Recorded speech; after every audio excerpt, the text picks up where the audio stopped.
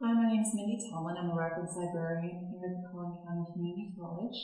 I'm reading today from Animal Farm by George Orwell. This book has faced several challenges and bans since it was published in 1945, and as recently as 2002, it was banned from schools in the United Arab Emirates, along with 125 others. The Ministry of Education banned it on the grounds that it contains written or illustrated material that contradicts Islamic and Arab values. So the section I'm reading is in chapter 5 after Snowball is run off the farm.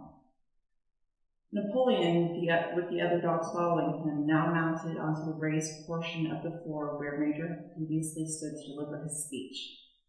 He announced that from now on, the Sunday morning meetings would come to an end. They were unnecessary, he said, and a waste of time. In future, all questions relating to the working of the farm would be settled by a special committee of pigs presided over by himself. These would meet in private and afterwards communicate their decisions to the others. The animals would still assemble on Sunday mornings to salute the flag, sing Beasts of England, and receive their orders for the week, but there would be no more debates. In spite of the shock that Snowball's expulsion had given them, the animals were dismayed by this announcement. Several of them would have protested if only they could have found the right arguments.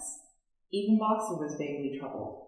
He set his ears back, shook his forelock several times, and tried hard to marshal his thoughts. But in the end, he could not think of anything to say. Some of the pigs themselves, however, were more articulate. 4 young porkers in the front row uttered shrill squeals of disapproval, and all 4 of them sprang to their feet and began speaking at once.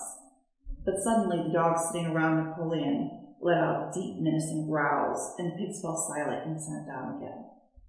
Then the sheep broke out into tremendous bleating of 4 legs good, 2 legs bad, which went on for nearly a quarter of an hour and put an end to any chance of discussion. Afterwards, Squealer was sent out round the farm to explain the new arrangements to the others.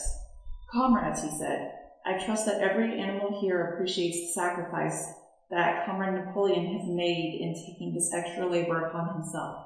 Do not imagine, comrades, that leadership is a pleasure. On the contrary, it is a deep and heavy responsibility. No one believes more firmly than Comrade Napoleon that all animals are equal. He would only be too happy to let you make your decisions for yourselves. But sometimes you might make the wrong decisions, comrades, and then where would we be? Suppose you had decided to follow Snowball in his moonshine of windmills. Snowball, who, as we now know, was no better than a criminal. He fought bravely at the Battle of the Cowshed, said somebody. Bravery is not enough, said Squealer. Loyalty and obedience are more important. And as to the Battle of the Cowshed, I believe the time will come when we shall find that Snowball's part in it was much exaggerated.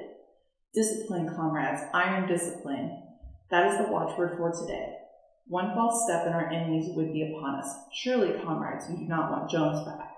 Once again, this argument was unanswerable. Certainly the animals did not want Jones back. If the holding of debates on Sunday mornings was liable to bring him back, then the debates must stop. Boxer, who had now had time to think things over, voiced the general feeling by saying, "If Comrade Napoleon says it is right, it must be right." And from then on he adopted the maxim, "Napoleon is always right," in addition to his private motto of, "I will always work harder."